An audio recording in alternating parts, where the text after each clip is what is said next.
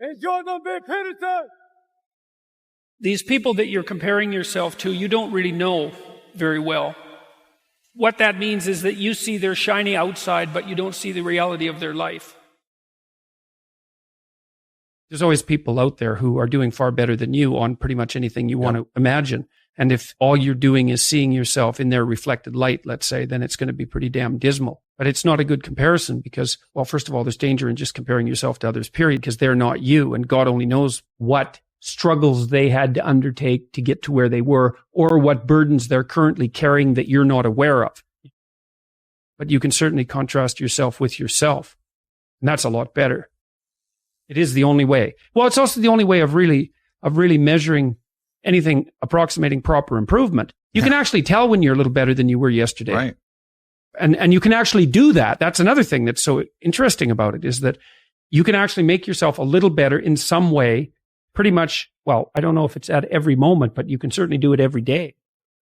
Be careful who you share good news with, because you want to share good news with people who are going to be genuinely happy for you. And be careful who you share bad news with, because that's equally tricky. You want someone who will listen to you when you're having trouble and allow you your grief.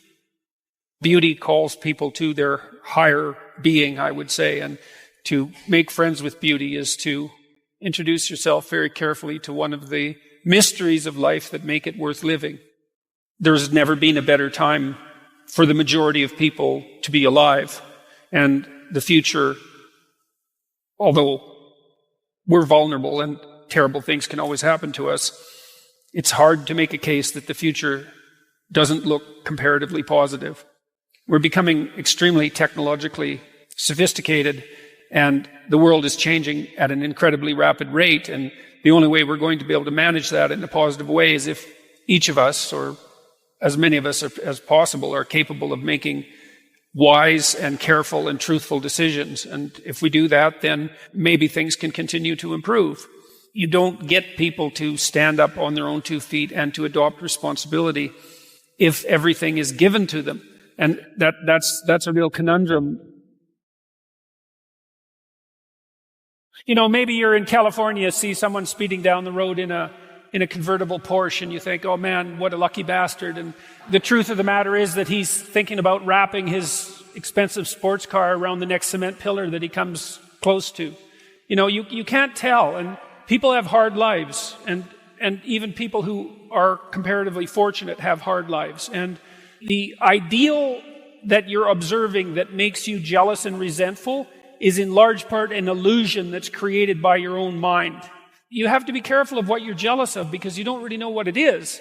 And then the other thing that's kind of useful is to understand you're quite different from other people, and you shouldn't be comparing yourself to them because they're not like you. They don't have your family. They don't have your temperament. They don't have your troubles. They don't have your abilities. The only person that has those is you.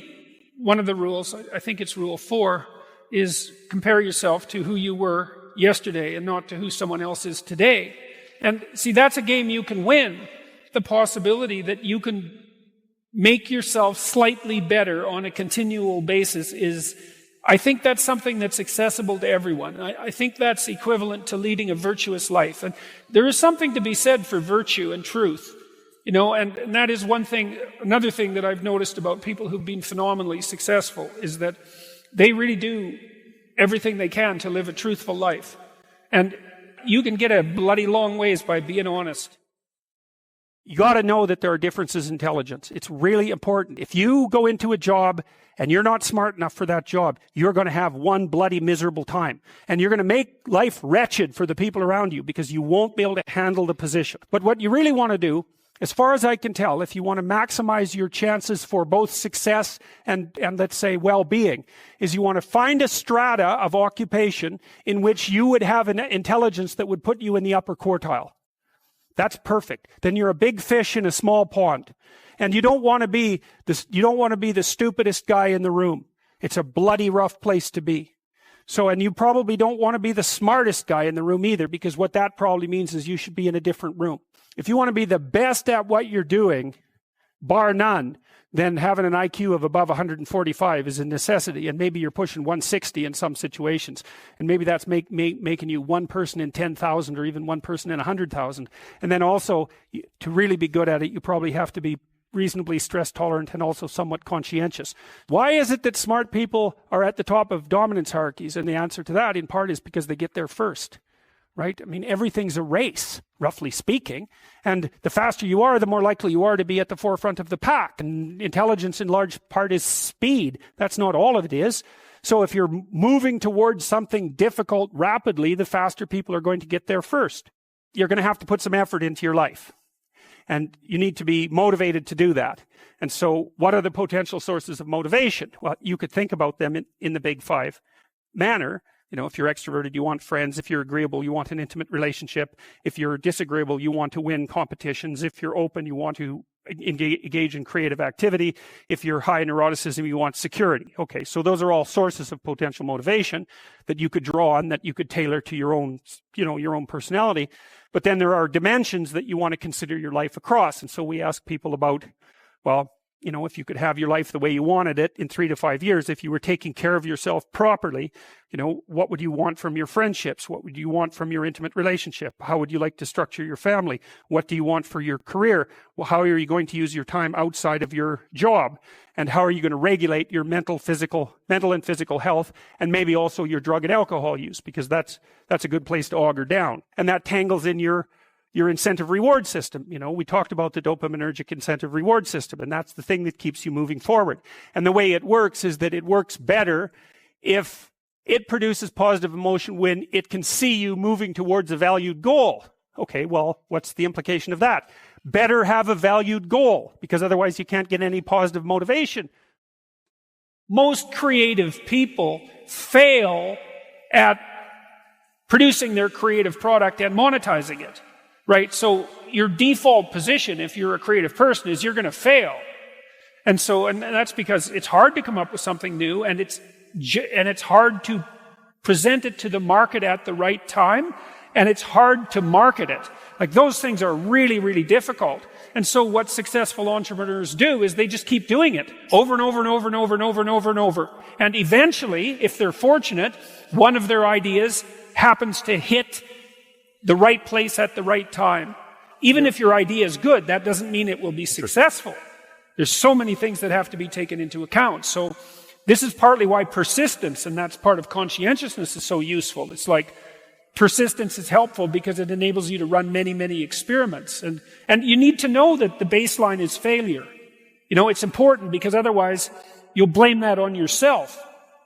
And some of that's useful because there's probably some things that you could improve about yourself. But it's very difficult to go from 0 to 1,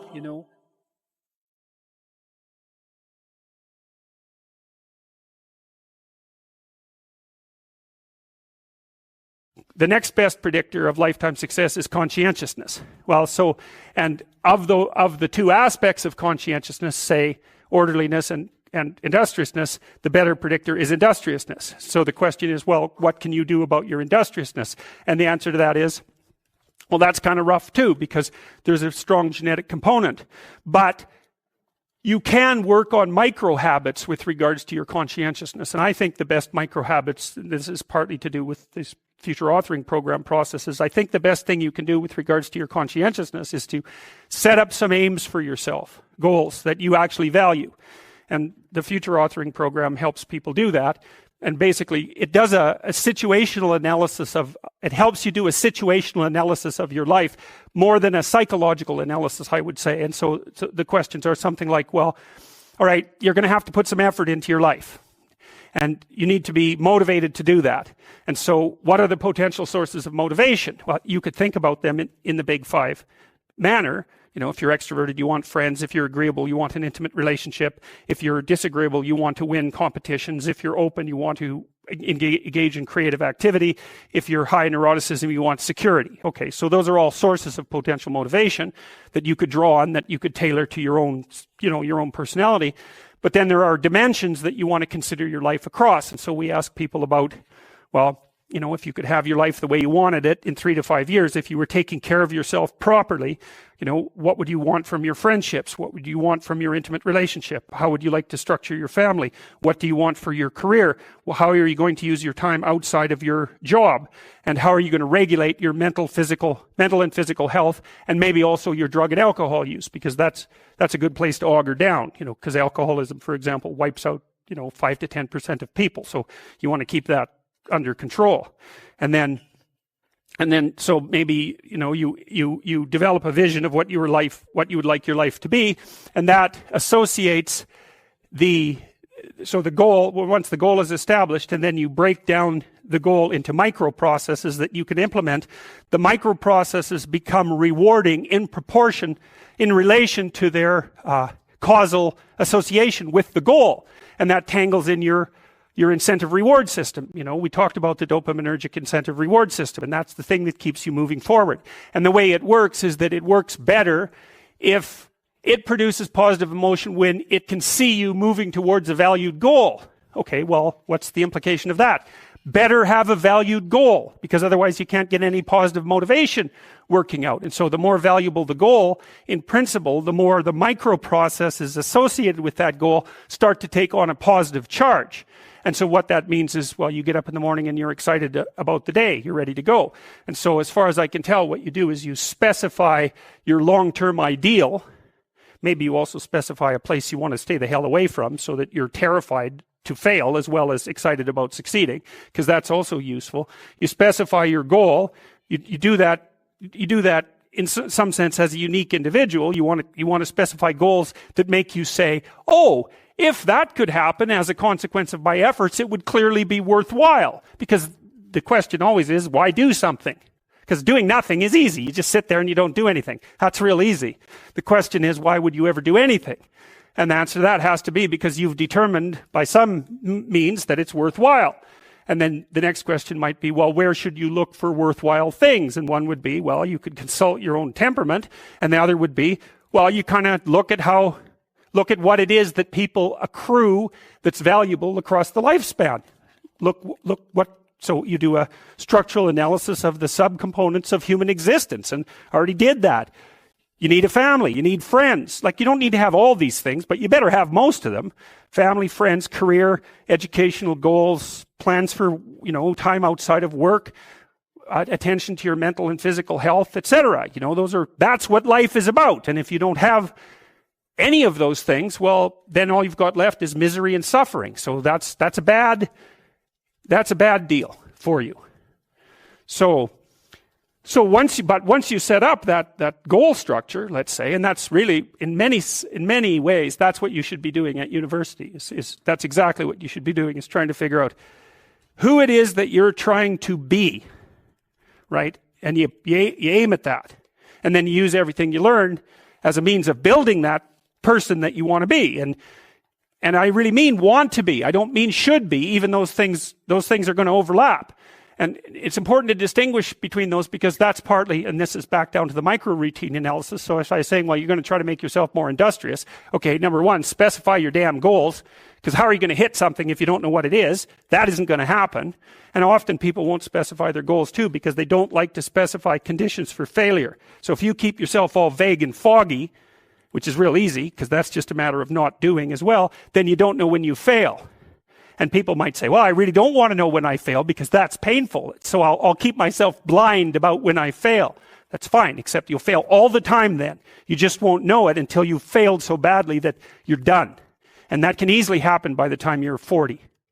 So I would recommend that you don't let that happen. So that's willful blindness, right? You could have known, but you chose not to. Okay, so once you get your goal structure set up, you think, okay, if I could have this life, it looks like that might be worth living, despite the fact that it's going to be, anxiety provoking and threatening, and there's going to be some suffering and loss involved in all of that. Obviously, the goal is to have a vision for your life such that, all things considered, that justifies your effort. Okay, so then what do? Well, then you turn down to the micro routines. It's like, okay, well, this is what I'm aiming for. How does that instantiate itself day to day, week to week, month to month? And that's where something like a schedule can be unbelievably useful. Google Calendar. It's like, make a damn schedule. and stick to it. Okay, so what's the rule with the schedule? It's not a bloody prison. That's the first thing that people do wrong. They say, well, I don't like to follow a schedule. Well, it's like, well, what kind of schedule are you setting up? Well, I have to do this, then I have to do this, then I have to do this, and then I just go play video games, because who wants to do all these things that I have to do? It's like, wrong. Set the damn schedule up so that you have the day you want. That's the trick. It's like, okay, I've got tomorrow. If I was going to set it up so it was the best possible day I could have, practically speaking, what would it look like? Well, then you schedule that. And obviously there's a bit of responsibility that's going to go along with that, because if you have any sense, one of the things that you're going to insist upon is that at the end of the day, you're not in worse shape than you were than at the beginning of the day, right? Because that's a stupid day. If you have a bunch of those in a row, you just dig yourself a hole and then you bury yourself in it. It's like, sorry, that's just not a good strategy. It's a bad strategy. So maybe 20% of your day has to be responsibility and obligation, or maybe it's more than that, depending on how far behind you are. But even that, you can ask yourself, okay, well, I've got these responsibilities. I have to schedule the damn things in. What's the right ratio of responsibility to reward? And you can ask yourself that, just like you'd negotiate with someone who is working for you. It's like, okay, you got to work tomorrow. Okay, so I want you to work tomorrow. And you might say, okay, well, what are you going to do for me that makes it likely that I'll work for you? Well, you could ask yourself that, So maybe you do an hour of responsibility and then you play a video game for 15 minutes. I don't know, whatever turns your crank, man. But, you have to negotiate with yourself and not tyrannize yourself. Like you're negotiating with someone that you care for, that you would like to be productive and have a good life. And that's how you make the schedule. It's like, and then you look at the day and you think, well, if I had that day, that'd be good. Great. And you're useless and horrible, so you'll probably only hit it with about 70% accuracy, but that beats the hell out of 0, right? And if you hit it even with 50% accuracy, another rule is, well, aim for 51% the next week, or 50.5% for God's sake, or because you're going to hit that position where things start to loop back positively and spiral you upward. And so that's one way that you can work on your conscientiousness, is plan a life you'd like to have. And you do that partly by referring to social norms. That's more or less rescuing your father from the belly of the whale. But the other way you do that is by having a little conversation with yourself about, as if you don't really know who you are, because you know what you're like. You won't do what you're told. You won't do what you tell yourself to do. You must have noticed that. It's like you're a bad employee and a worse boss. And both of those work, for you. You don't know what you want to do, and then when you tell yourself what to do, you don't do it anyways. You should fire yourself and find someone else to be. But my point is that you have to understand that you're not your own servant, so to speak. You're someone that you have to negotiate with, and you're someone that you want to present the opportunity of having a good life to. And that's hard for people because they don't like themselves very much. So, they're always like cracking the whip and then procrastinating, and cracking the whip and then procrastinating. And it's like, God, it's so boring, and it's such a pathetic way of spending your time. And you know what that's like, because you probably waste like 6 hours a day. And I think we did an economic calculation about that a while back, right? Your time's probably worth $50 an hour, something like that. I mean, you're not getting paid that now, but you're young. And so this is investment time. And what you do now is going to multiply its effects in the future. So let's say it's $50 an hour, which is perfectly reasonable. So if you waste 6 hours a day, and you are, then you're wasting about $2,000 a week, or about $100,000 a year. So go ahead, but that's what it's costing you every hour. And you need to know what your damn time is worth. So let's say it's not $50, it's 30, whatever. Maybe it's 100. It's somewhere in that range. One of the things you should be asking yourself is, when you spend an hour, was that, well, would have I paid someone $50 to have had that hour? And if the answer is no, it's like, well, maybe you should do something else with your time. And it depends on whether or not you think that your time's worthwhile. But the funny thing about not assuming that is, if you assume your time isn't worthwhile, what happens is you don't just sit around sort of randomly in a state of responsibilityless bliss. What you do is you suffer existentially. And so that seems like a stupid solution. So anyways, as far as I can tell, that's how you can improve your conscientiousness.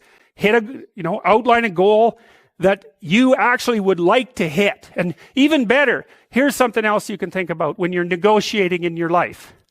You could say, if you're kind of pessimistic, you'd say, well, we have to negotiate an agreement. I'd like to walk away not miserable and resentful.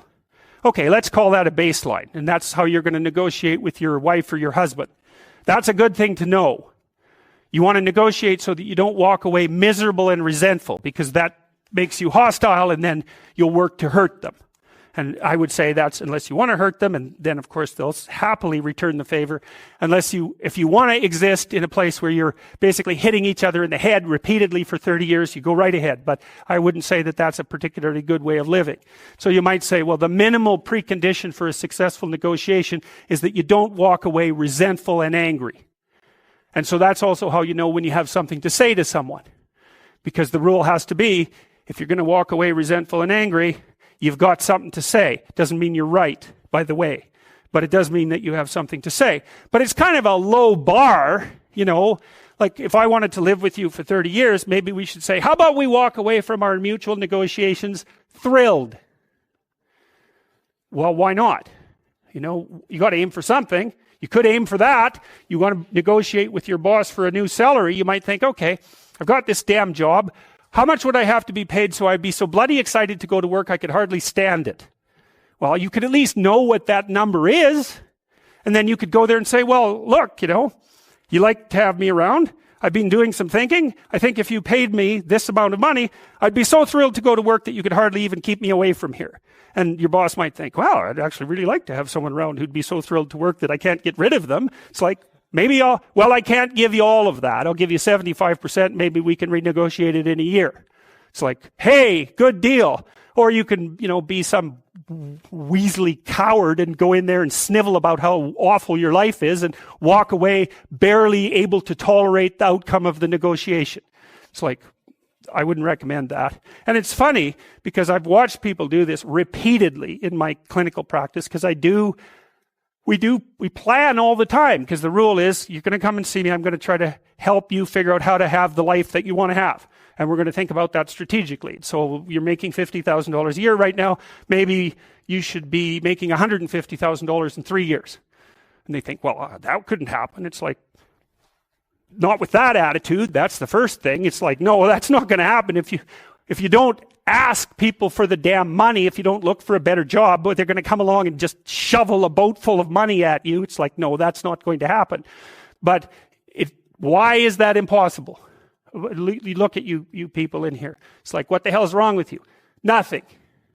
So you can probably have what you want. If you could figure out what the hell it was, and then, you know, you diligently pursued it. So, and then maybe you wouldn't whine about being alive. That'd be good, because people who whine about being alive are dangerous to themselves and other people. So you might think, I can have what I want, but you better well figure out what it is. And you can't just wait for the, have what you want fairy to show up at your doorstep and grant it, because obviously that's not going to happen. So okay, conscientiousness. Well, we talked about how you could improve that. Social networking. That's another big deal. It's one of the advantages that older people have over younger people. And so, for example, now that I'm in my 50s, roughly speaking, I know a bunch of other people who are, you know, relatively well positioned in the dominance hierarchy, and they know all sorts of people. And so when I go to one of them and say, you know, can you do X, or do you know X? They say no, but I know someone who can. And that's a huge advantage. So another thing that you want to think about as you move through life, and this is that use your ability to network properly. And that doesn't mean schmooze, and it doesn't mean go out and impress people. That's all just complete bloody rubbish. It means you try to surround yourself with people who are competent in multiple different dimensions, and you maintain your relationships with them. And that's a trading relationship too, right? It involves reciprocity. But it's a huge advantage. A social network is a huge advantage, and that's something extroverted people can be really good at, because, you know, they have that sort of social ability. And that goes along with the ability to sell. So another place that you can pick up power, and power for the good, for the right things, is to consciously develop and maintain your social networks. And that also means, well, let's talk about friendships for a minute. Here's how you know if someone's your friend. A, you can tell them bad news, and they'll listen. They won't tell you why, you know, you're stupid and why that bad thing happened to you and how something worse happened to them once, and, you know, derail the whole conversation. You can actually tell them bad news and they'll listen. So that's a good thing. And then this is a weirder thing. You can tell them good news and they'll help you celebrate. And that's a really good way of deciding who you should have around you. Because if you have someone around you, something good happens to you and you're kind of afraid to even admit it because, God, something good happened to you. It's like, you let that be known and it'll certainly be taken away. So, you come out and you sort of tell someone half-heartedly that something good happened to you and they give you a whack and then talk about, the great thing that happened to them 3 years ago. Or worse, the great thing that happened to someone that they knew 3 years ago. It's like, go away from that person. They're not helpful to you. And they're not helpful to themselves either. And so you want to surround yourself, you got to think about this. You got to surround yourself with people who want the best for the best part of you. You can hang around with weasels and losers that are trying to pull you down to justify the fact that they're spiraling downhill as well. And the upside of that is you don't have to have any responsibility and you can all whine about how wretched life is, so that's pretty attractive. But I would say it's also a bad medium to long-term plan. And so it's acceptable and desirable to try to surround yourself with people who are facilitating your development. And you might say, well, I've got people around, I know them well, they're not doing that well and they don't fit into that category. It's like, what's your point? What are you going to do with them exactly? If they'll listen and cooperate with you and move towards a better future, great. If they don't pay any attention and they keep doing the same damn things over and over and they're not going anywhere and it's painful, then maybe the proper thing to do is say, you just have your misery. I'll go off and have my life. And maybe you'll wake up at some point in the future and think that's a better way of being. Because just putting up with it is, they call that enabling, right? You put up with that sort of behavior, you're providing tacit consent for it and even tacit approval. It's a bad idea. You have, I would say, both the right and the responsibility to surround yourself with people who are good for the best part of you. And that's not the same as, I don't have to elaborate on that. You can figure out what that means. Skills, that's another thing you can do if you want to increase your probability of success. Every time you have an opportunity to take an opportunity that would provide you with a new skill, do it, right? Learn to program, learn to write, learn to read new things, learn to public speak, learn how to introduce yourself to people, learn how to social network, learn how to go talk to your boss in a manner, this is the right way to go talk to someone who's supervising you. I see this problem, and here's a solution. And so I'm coming to talk to you about the problem and the solution. It's like that person is going to want to talk to you a lot. It's like because the other people they're talking to are going to come and say, I've got a problem. Can you do something about it? It's like they don't want to do something about it. They already got 50 things to do, So if you're the person who constantly brings forth a problem, even if they're accurate problems, why are they going to want to have you around? You're just another problem. Don't be a problem for the people who want to give you money. That's a good rule of thumb, man. If someone wants to give you money, then help them do that. And if they want to give you status and success, then help them do that, right? And you do that in part by bringing them solutions. And partly you do that by developing your skills. And so if things aren't going very well for you, this is also a good way of evaluating an opportunity. Should you take an opportunity? Well, here's the rule.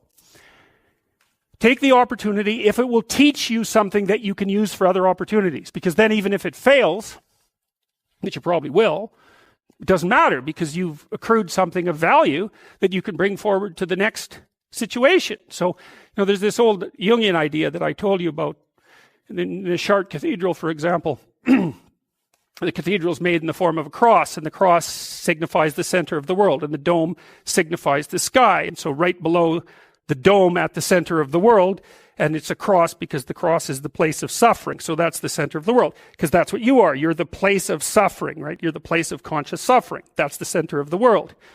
And so inscribed on the floor is a maze, and it's a big maze, and it's a mandala, and there's a kind of a flower-shaped resting place right in the center. And what you're doing is walking in the maze, and you walk all 4 quadrants, and you get to the middle, which is where you want to be. You want to be in the middle. Well, how do you get there? You walk everywhere. And what does that mean? It means every bloody time you're offered an opportunity, take it and develop your skills. And that's better than wealth, by the way. In fact, it actually constitutes wealth, because wealth constitutes what you have when someone takes all your money away, right? That's real wealth. And so the way that you build up that sort of wealth is you turn yourself into someone who's competent in multiple directions. And you can be doing that all the time, right? Especially with the kind of technology that you people have access to. I mean, you can learn anything you want whenever you want. So what a good deal that is, man. And so there's easy fruit hanging that you could pick, and I would recommend that you do that. So here's an example. Let's say you're not doing too bad, so maybe you're in the middle of the normal distribution, then you lose your job. Okay, and let's say you're a conscientious person. And we could say, just for the sake of argument, that you lose your job because of mass layoffs in your company. So it has nothing to do with you. It's fundamentally, it's just like luck of the draw, basically. But then what happens to you? Well, if you're conscientious, you're gonna go after yourself pretty hard. So you're gonna, and especially if you're also high in neuroticism, it's gonna depress you to lose your job. And maybe you're in a situation where you just, for one reason or another, you don't have that many other opportunities. Now, maybe you should have looked for them, but maybe you're in a depressed strata of the economy, or you're geographically located somewhere that makes moving difficult, or so on and so forth, you know. So, but you lose your job, and then you start to get depressed because of that. Well, then as you start to get depressed, you know, it decreases the probability that you're going to look for a job, but it also maybe starts to put stress on your family, and it also starts to decrease the probability that you're going to engage in positive social interaction. So now not only are you unemployed and suffering from economic stress, but your marriage is starting to suffer, and you're starting to isolate yourself from your friends. And then, of course, as your marriage suffers and the stress builds up, then that's going to make you more depressed, and that's going to keep you even farther away from your friends, and that's going to decrease the likelihood that you're going to have enough positive emotion and enthusiasm to look for another job. And then, you know, maybe you want to add a bit of a drinking problem to that just for fun, and you can see that you can get a spiral going that's just taking you down, right? And it's all sorts of things, because lots of times people conceptualize, let's say, you know, you're an unemployed guy and you go to counseling and you get a diagnosis of depression. And the thing about a diagnosis of depression, it's sort of like the assumption is there's something gone wrong with your psychological structure. It's like if you're unemployed and you're depressed, it isn't obvious at all that the problem is in your head.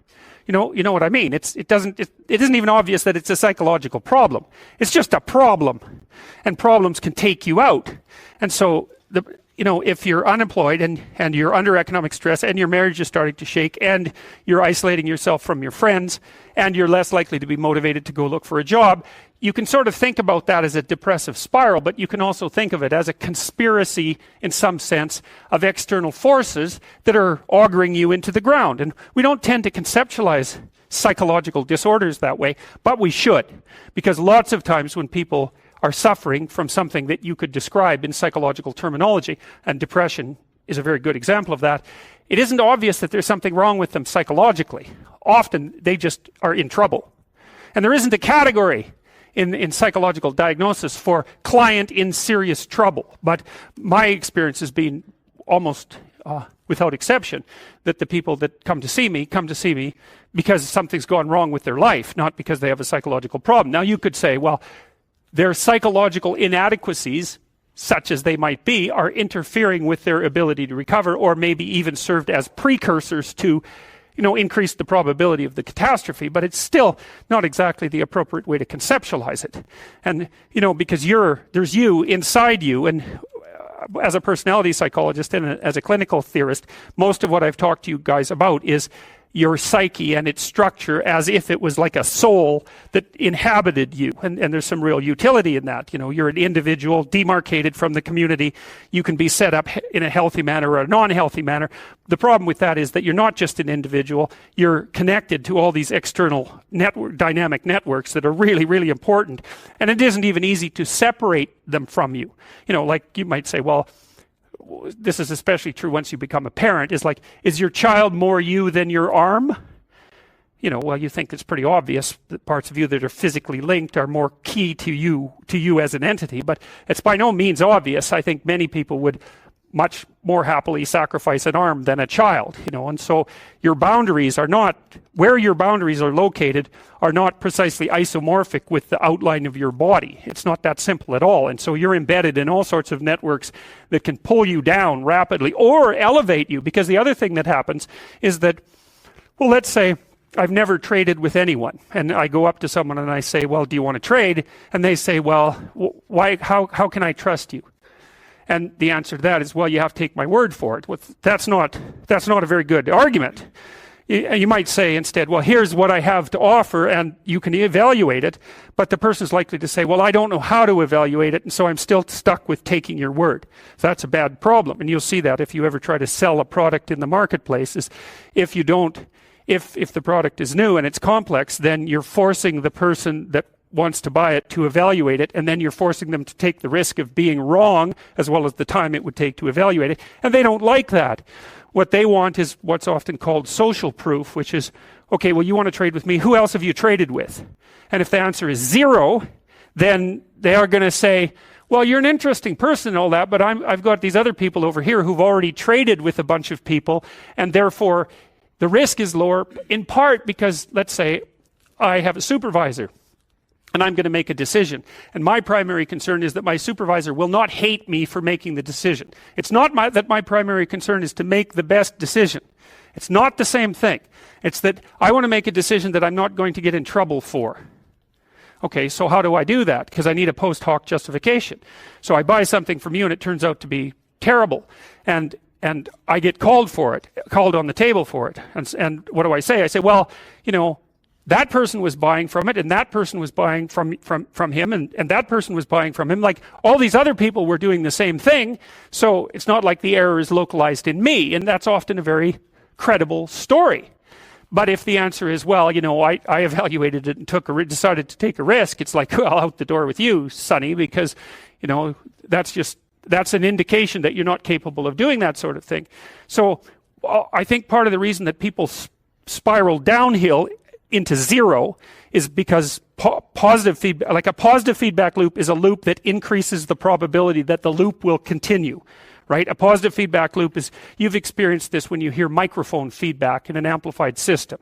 So, the microphone sends a message to the speakers, and then the speakers send out the message amplified, and then the microphone picks up the message and it gets amplified again, and you get this howling occur, which can be deafening, but can also destroy the system, because it'll keep amplifying upward until the speakers blow, for example. That's a positive feedback loop. And a positive feedback loop can spiral you upward, or it can spiral you downward. And so a virtuous circle, a virtuous positive feedback loop, is when, well, I've traded with him, and I've traded with him, and I've traded with him, and now I can say to you, I've traded with these 3 people, and you go talk to them and they say good things, and so then you say, well, I'll trade with you, and then because of that, then you're even more likely to trade with me, and it's like the thing starts to spiral uphill, and it does that, I think, in a nonlinear form. And so, because one of the things you guys are going to be asking yourself as you mature, because what's happening is that income inequality is increasing, right? And you might ask, well, why is that? The first thing you need to know is that that's what income does. So it's not like you need an explanation for it. This is the explanation. It's like a natural rule. If you run a trading game to its logical conclusion, one person ends up with all the money and everyone else ends up with 0.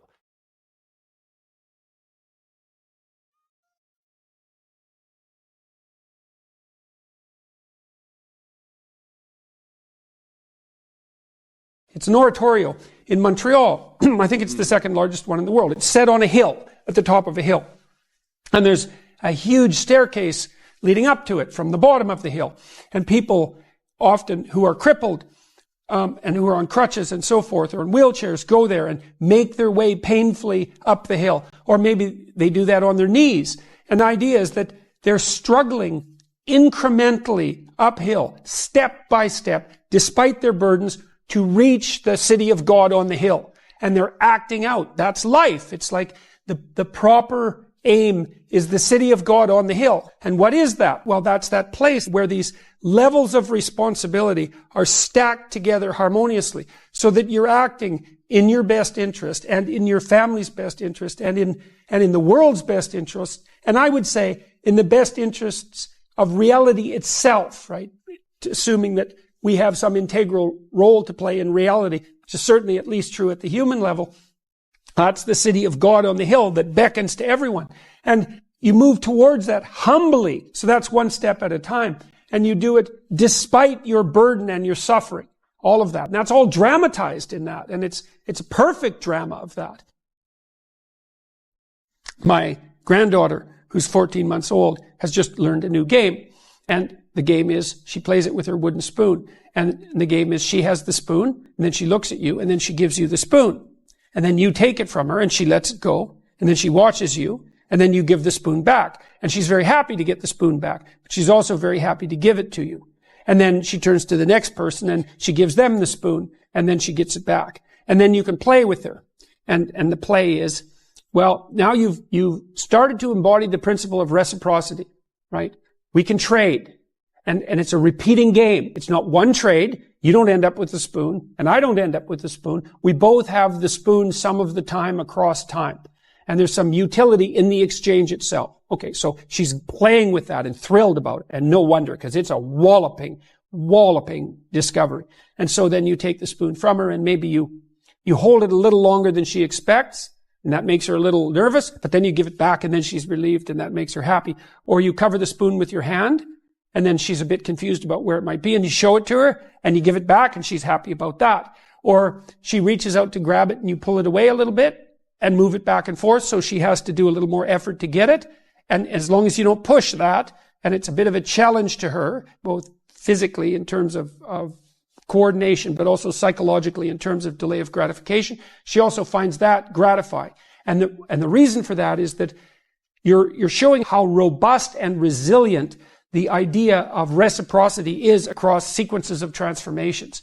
And so the Piagetian idea is something like, there's an implicit morality that emerges to constrain the infinite set of interpretations, and it has to do with the structure that will maintain reciprocity optimally in the largest, including the largest number of people across the largest amount of time. And so the way that I've been portraying that for the people who've been listening to my lectures is that, well, you need to take responsibility for yourself, as if you care for yourself. Okay, so first we figure out what's yourself. Well, it's not just you now, because you aren't just you now. You're the community of yous that stretch across time. So in order for you to take care of yourself properly now, you have to learn to play an iterative game with yourself that's sustainable and even potentially improvable across time. And there aren't many games that you can play like that, so that starts to radically constrain the set of possibilities. And then it's more constrained than that, because not only do you have to play a game with yourself that can repeat across time to minimize suffering, to remove the possibility of death, to allow for the possibility of productive movement and a certain amount of happiness, but you have to do that with other people around you and across time. And so there's you and the multiple yous embedded in your family and the multiplicity of your family members embedded inside a culture and the extension of that culture across time. And so for you to act properly, then all of those things have to be harmoniously balanced at the same time. And that radically reduces the set of potential interpretations. And that's the antidote to the chaos of the infinite array of potential perceptual worlds.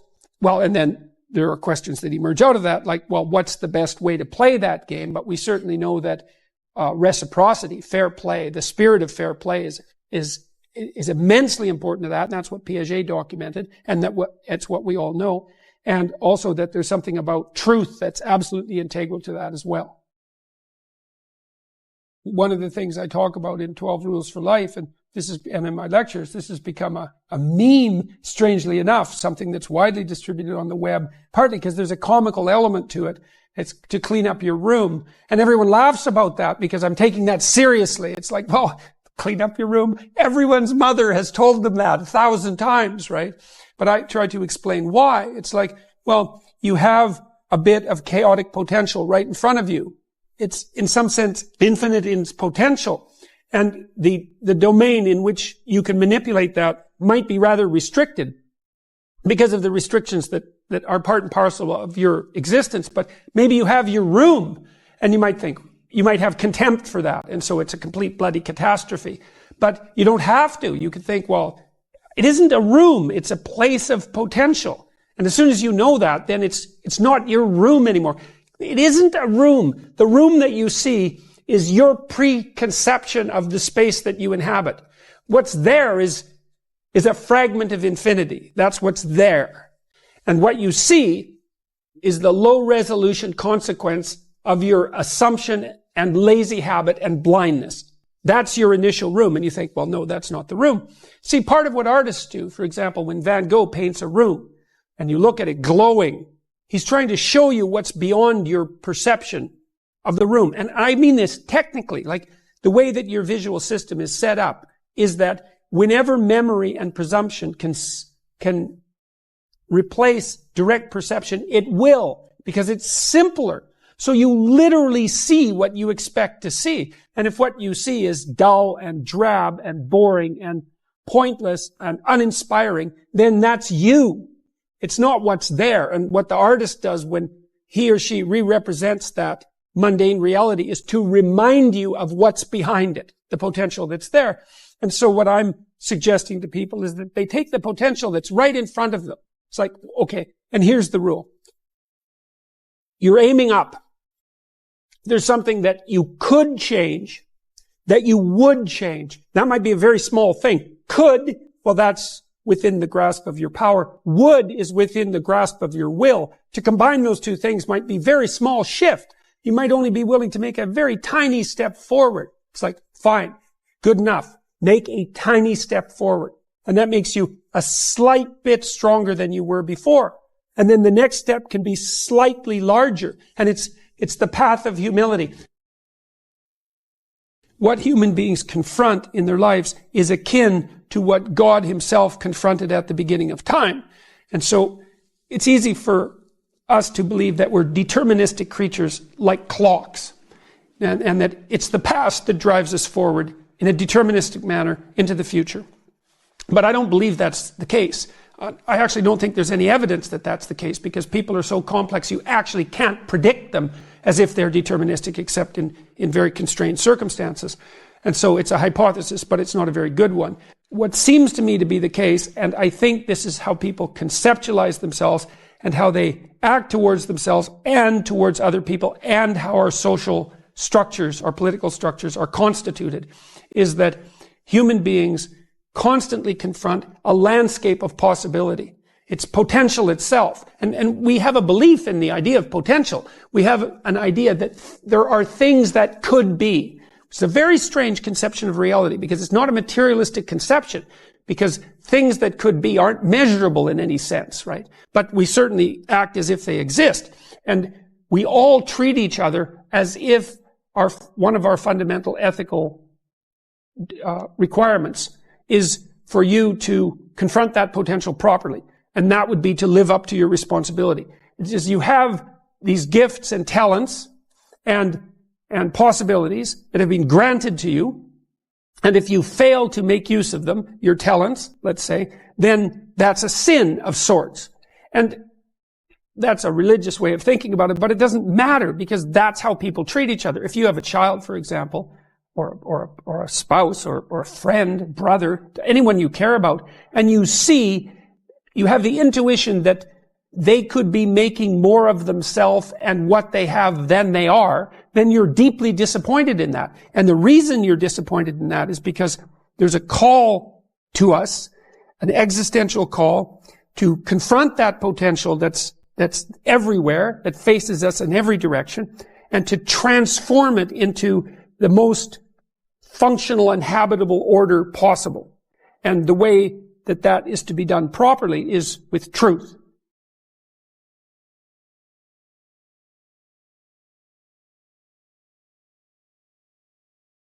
It's like you don't need to have all these things, but you better have most of them. Family, friends, career, educational goals, plans for, time outside of work, attention to your mental and physical health, etc. That's what life is about. And if you don't have any of those things, well, then all you've got left is misery and suffering. So that's a bad deal for you. So once you set up that goal structure, let's say, and that's really in many ways that's what you should be doing at university. That's exactly what you should be doing, is trying to figure out who it is that you're trying to be, right? And you aim at that, and then you use everything you learn as a means of building that person that you want to be. And I really mean want to be. I don't mean should be, even those things are going to overlap.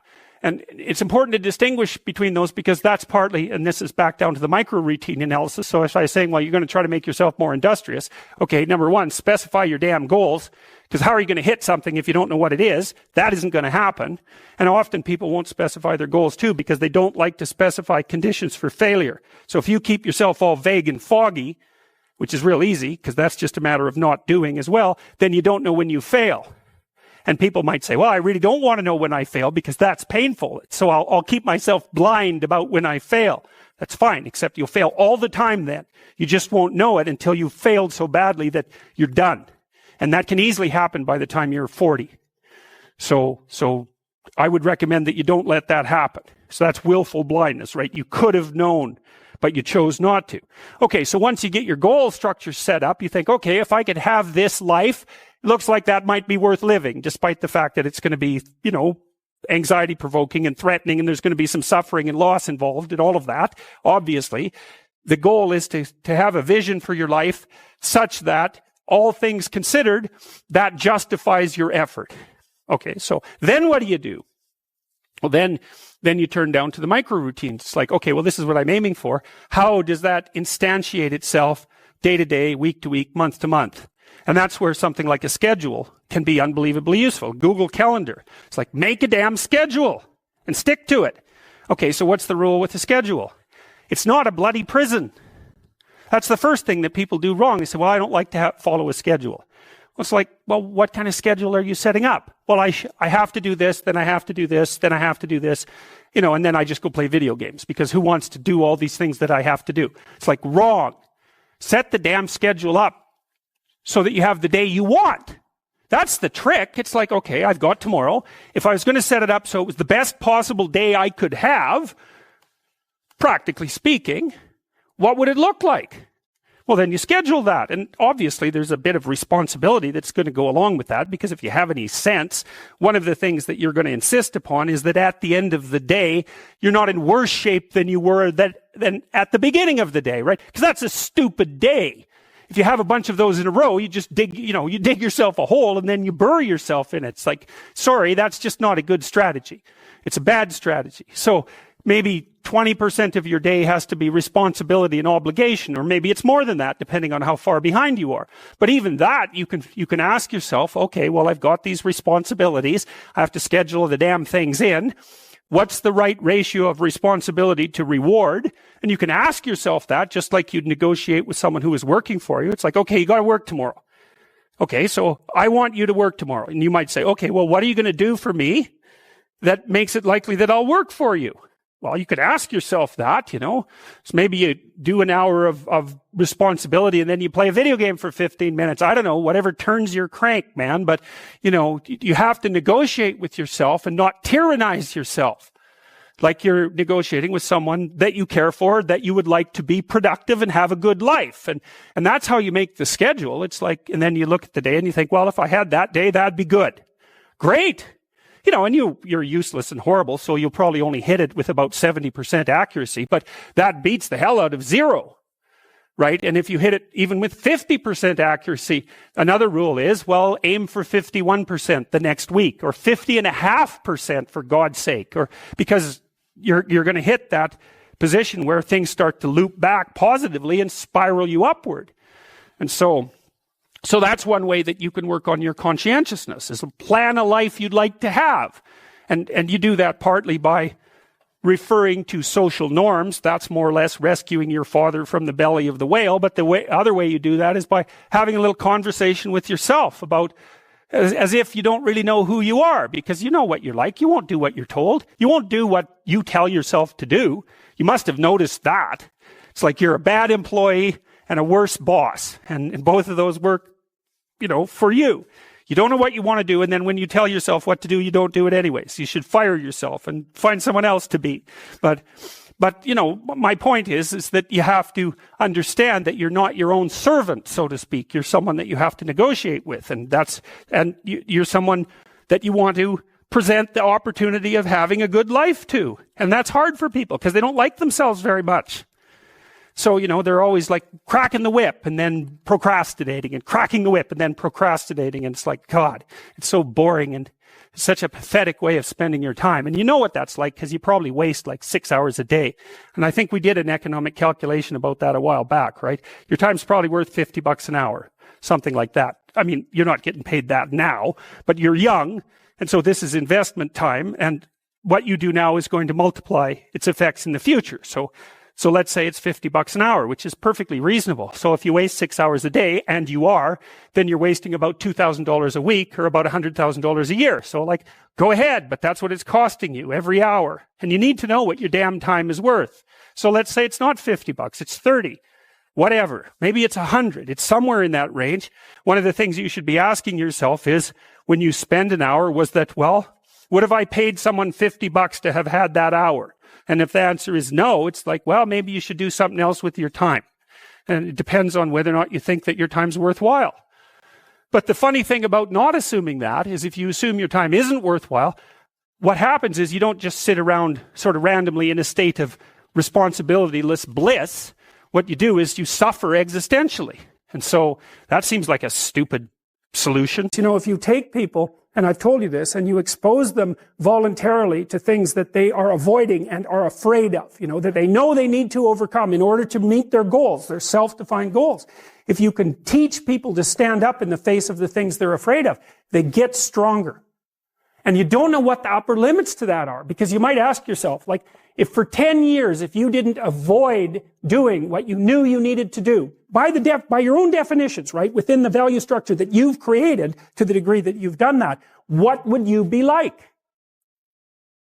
Well, there are remarkable people who come into the world from time to time, and there are people who do find out over decades-long periods what they could be like if they were who they were, if they spoke their being forward.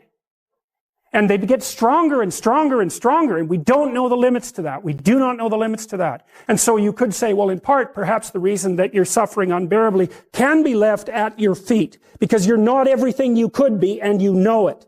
And of course, that's a terrible thing to admit, and it's a terrible thing to consider, but there's real promise in it, right? Because it means that perhaps there's another way that you could look at the world and another way that you could act in the world. So what it would reflect back to you would be much better than what it reflects back to you now. And then the second part of that is, well, imagine that many people did that, because we've done a lot as human beings. We've done a lot of remarkable things. And I've told you already, I think before, that today, for example, about 250,000 people will be lifted out of abject poverty, and about 300,000 people attached to the electrical power grid. We're lifting people out of poverty collectively at a faster rate that's ever occurred in the history of humankind by a huge margin. And that's been going on unbelievably quickly since the year 2000. The UN had planned to have poverty between 2000 and 2015, and it was accomplished by 2013. So there's inequality developing in many places, and you hear lots of political agitation about that. But overall, the tide is lifting everyone up, and that's a great thing. And we have no idea how fast we can multiply that if people got their act together and really aimed at it. Because, my experience is with people that we're probably running at about 51% of our capacity. You can think about this yourselves. I often ask undergraduates how many hours a day you waste or how many hours a week you waste. And the classic answer is something like 4 to 6 hours a day. Inefficient studying, watching things on YouTube that not only do you not want to watch, that you don't even care about, that make you feel horrible about watching after you're done. That's probably 4 hours right there. You think, well, that's 25 hours a week. It's 100 hours a month. That's 2.5 full work weeks. It's half a year of work weeks per year. And if your time is worth $20 an hour, which is a radical underestimate, it's probably more like 50 if you think about it in terms of deferred wages. If you're wasting 20 hours a week, you're wasting $50,000 a year. And you are doing that right now. And it's because you're young, wasting $50,000 a year is a way bigger catastrophe than it would be for me to waste it, because I'm not going to last nearly as long. And so if your life isn't everything it could be, you could ask yourself, well, what would happen if you just stopped wasting the opportunities that are in front of you? You'd be who knows how much more efficient? 10 times more efficient. 20 times more efficient. That's the Pareto distribution. You have no idea how efficient people get. It's off the charts. Well, and if we all got our act together collectively and stopped making things worse, because that's another thing people do all the time, not only do they not do what they should to make things better, they actively attempt to make things worse because they're spiteful or resentful or arrogant or deceitful or homicidal or genocidal or all of those things all bundled together in an absolutely pathological package. If people stopped really, really trying just to make things worse, we have no idea how much better they would get just because of that. So there's this weird dynamic that's part of the existential system of ideas between human vulnerability, social judgment, both of which are major causes of suffering, and the failure of individuals to adopt the responsibility that they know they should adopt. And that's the thing that's interesting too, is that, and like another thing I've often asked my undergraduate classes is, there's this idea that people have a conscience. And you know what the conscience is. It's this feeling or voice you have in your head just before you do something that you know is stupid, telling you that probably you shouldn't do that stupid thing. You don't have to listen to it, strangely enough. But you go ahead and do it anyways, and then, of course, exactly what the conscience told you was going to happen inevitably happens, so that you feel even stupider about it than you would if it happened by accident. Because you know, I knew this was going to happen, I got a warning it was going to happen, and I went and did it anyways. And the funny thing, too, is that conscience operates within people, and we really don't understand what the hell that is. So you might say, well, what would happen if you abided by your conscience for 5 years or for 10 years? What sort of position might you be in? What sort of family might you have? What sort of relationship might you be able to forge? And you can be bloody sure that a relationship that's forged on the basis of who you actually are is going to be a lot stronger and more welcome than one that's forged on the basis of who you aren't. Now, of course, that means that the person you're with has to deal with the full force of you in all your ability and your catastrophe. And that's a very, very difficult thing to negotiate. But if you do negotiate it, well, at least you have something, you have somewhere solid to stand, and you have somewhere to live. You have a real life. And it's a great basis upon which to bring children into the world, for example, because you can have an actual relationship with them instead of torturing them half to death, which is what happens in a tremendously large minority of cases. Well, it's more than that too, because, and this is what I'll close with, and this is why I wanted to introduce Solzhenitsyn's writings to you. You see, because it isn't merely that your fate depends on whether or not you get your act together and to what degree you decide that you're going to live out your own genuine being. It isn't only your fate. It's the fate of everyone that you're networked with. And so, you think, well, there's 7 billion people in the world. We're going to peak at about 9 billion, by the way, and then it'll decline rapidly. But 7 billion people in the world, and who are you? You're just one little dust mote among that 7 billion. And so it really doesn't matter what you do or don't do, but that's simply not the case. It's the wrong model, because you're at the center of a network. You're a node in a network. Of course, that's even more true now that we have social media. You'll know 1,000 people, at least over the course of your life. And they'll know 1,000 people each, and that puts you one person away from 1 million, and 2 persons away from 1 billion. And so that's how you're connected. And the things you do, they're like dropping a stone in a pond. The ripples move outward, and they affect things in ways that you can't fully comprehend. And it means that the things that you do and that you don't do are far more important than you think. And so if you act that way, of course, the terror of realizing that is that it actually starts to matter what you do. And you might say, well, that's better than living a meaningless existence. It's better for it to matter. But I mean, if you really asked yourself, would you be so sure if you had the choice? I can live with no responsibility whatsoever. The price I pay is that nothing matters. Or I can reverse it and everything matters. But I have to take the responsibility that's associated with that. It's not so obvious to me that people would take the meaningful path. When you say, well, nihilists suffer dreadfully because there's no meaning in their life and they still suffer. Yeah, but the advantage is they have no responsibility. So that's the payoff, and I actually think that's the motivation. Say, well, I can't help being nihilistic. All my belief systems have collapsed. It's like, yeah, maybe. Maybe you've just allowed them to collapse because it's a hell of a lot easier than acting them out. And the price you pay is some meaningless suffering, but you can always whine about that and people will feel sorry for you. And you have the option of taking the pathway of the martyr. So that's a pretty good deal, all things considered, especially when the alternative is to bear your burden properly and to live forthrightly in the world. Well, what Solzhenitsyn figured out, and so many people in the 20th century, it's not just him, even though he's the best example, is that if you live a pathological life, you pathologize your society. And if enough people do that, then it's hell. Really. Really. And you can read the Gulag Archipelago if you have the fortitude to do that, and you'll see exactly what hell is like. And then you can decide if that's a place you'd like to visit, or even more importantly, if it's a place you'd like to visit and take all your family and friends. Because that's what happened in the 20th century. How to think about motivation? We'll think about it from the hypothalamic perspective. So we could say one thing that motivation does is set goals. And we could say that emotions track progress towards goals. And I'm going to use that schema, even though it's not exactly right. So you say, well, motivation determines where you're going to aim. So if you're hungry, you're going to aim at something to eat. And then that will organize your perceptions so that you zero out everything that isn't relevant to that task, which is almost everything. You concentrate on those few things that are going to facilitate your movement forward. When you encounter those things, that produces positive emotion as you move through the world towards your goal, and you see that things are laying themselves out that facilitate your movement forward. Those things cause positive emotion. And if you encounter anything that gets in the way, then that produces negative emotion. And it can be like threat, because you're not supposed to encounter something that gets in the way.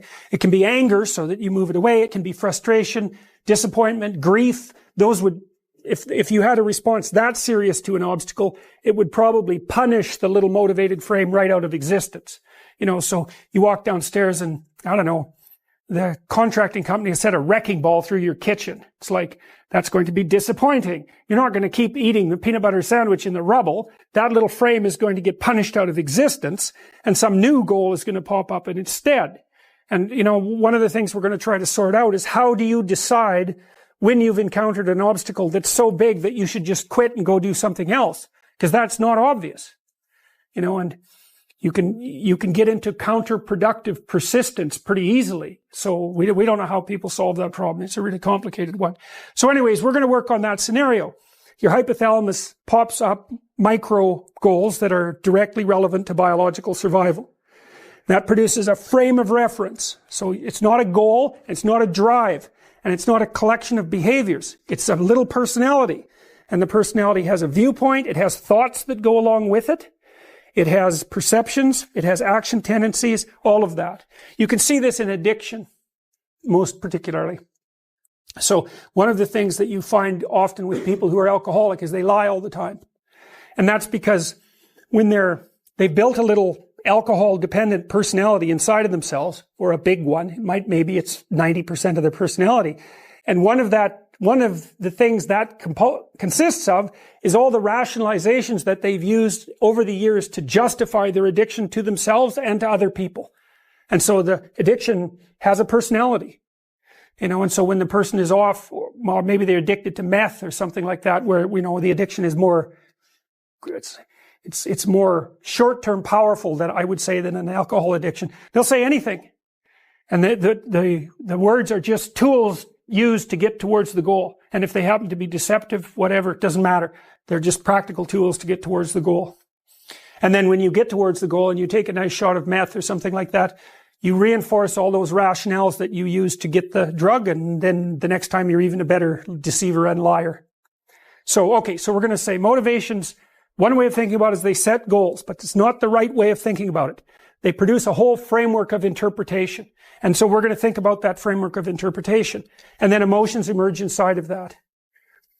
So that's it. So the world is framed. Motivation set goals. You could say the world has to be framed. So motivation sets that frame. Goals, emotions, perceptions, and actions. And then actions track progress. So positive emotion says you're moving forward properly towards your goal. And if you encounter something you don't expect, you stop. That's anxiety. It's like, oh, we're not where we thought we were. And so we don't know what to do. So we should stop because we don't know where we are or what we're doing. Stop, frozen. And then the more powerful negative emotions like pain, they might make you get out of there. So Emotions, forward, stop, reverse. That's your emotions within that motivated frame. So, and that's another example of how your mind is embedded in your body. Your emotions are like they're offshoots of action tendencies. That's the right way to think about it. Because action is everything, fundamentally. So what are some basic motivations? Most of these are regulated by the hypothalamus, by the way, and that tells you just how important a control system it is. The other thing that's useful to know about the hypothalamus is that it has projections going up from it that are like tree trunks, and inhibitory projections coming down that are like grapevines. So you can kind of control your hypothalamus as long as it's not on too much, but if it's on in any serious way, it's like it wins. So partly what you do to stop yourself from falling under the dominion of your hypothalamus is to never ever be anywhere where its action is necessary, right? You don't want to go into a biker bar because you might find yourself in a situation where panicked defensive aggression is immediately necessary. You probably don't want that. You don't want the panic. You don't want the terror. You don't want the frenzied fight. You don't want any of that. You don't want to have to run away in absolute panic. So you just don't go there. And a huge part of how we regulate our emotions is just by never going anywhere where we have to experience them. And so that has very little to do with internal inhibitory control and everything to do with staying where you belong. The Myth of Mental Illness by Thomas Szasz, S-Z-A-S-Z. It's a classic. You should read it. If you're interested in psychology, read it. Like, it's a classic. And he basically said, most people have problems in living. They don't have psychological problems. And so I've experienced, despite my love for the psychoanalysts, very frequently what I'm doing as a therapist is helping people have a life that would work. You know, and you can parameterize that. It's like, what do you need? How about some friends? That people kind of like that. How about an intimate relationship with someone that you can trust, that maybe has a future? That'd be good. How about a career that puts you in a dominance hierarchy somewhere, so at least you've got some possibility of rising, some possibility of stabilizing yourself, and a schedule and a routine, because no one can live without a routine. You just forget that. If you guys don't have a routine, I would recommend, like, you get one going, because you cannot be mentally healthy without a routine. You need to pick a time to get up. Whatever time you want, but pick one and stick to it, because otherwise you dysregulate your circadian rhythms and they regulate your mood. And eat something in the morning. I've had lots of clients who've had anxiety disorders. I had one client who was literally starving. Very smart girl. There was very little that she liked. She kind of tried to subsist on like half a cup of rice a day. She came to me and said, I have no energy. I come home, all I want to do is watch the same movie over and over. What, like, is that weird? And I thought, well, it depends on how hard you work. You know, it's a little weird, but whatever. It's familiar. You're looking for comfort. So I did an analysis of her diet. It's like 3/4 of a cup of rice. It's like, you're starving. Eat something. You know, you'll feel better. So she modified her diet and all her anxiety went away and she had some energy. It's like, yeah, you got to eat. So a schedule, that's a good thing, man. Your brain will thank you for it. It will stabilize your nervous system. With a bit of a plan, that's a good thing. You need a career. You need something productive to do with your time. You need to regulate your use of drugs and alcohol, most particularly alcohol, because that does in a lot of people. You need a family, like the family you have, your parents and all that. It'd be nice if you all got along. You could work on that. That's a good thing to work on. And then, you know, you probably need children at some point. And that's life. That's what life is. And if you're missing, you know, you may have a good reason to not be operating on one of those dimensions. It's not mandatory. But I can tell you that if you're not operating reasonably well on 4, I think I mentioned 6, if you're not operating reasonably well on at least 3 of them, there's no way you're going to be psychologically thriving. And that's more pragmatic in some sense than psychological, right? Human beings have a nature. There's things we need. And if we have them, well, that's good. And if we don't have them, well, then we feel the lack. And so behavioral psychologists concentrate a lot more on that sort of thing. You know, it's practical. It's like strategizing. Make a career plan. Figure out how to negotiate, because that's bloody important. Figure out how to say what you need. Figure out how to tell the truth to people. Figure out how to listen to your partner in particular, because if you listen to them, they will actually tell you what they want. And sometimes you can give it to them, and maybe they'll return the favor. And if you practice that for like 15 years, well, then maybe you're constantly giving each other what you want. Well, hooray. That would be good.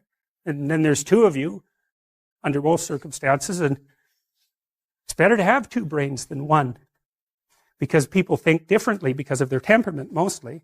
And so the negotiation is where the wisdom arises.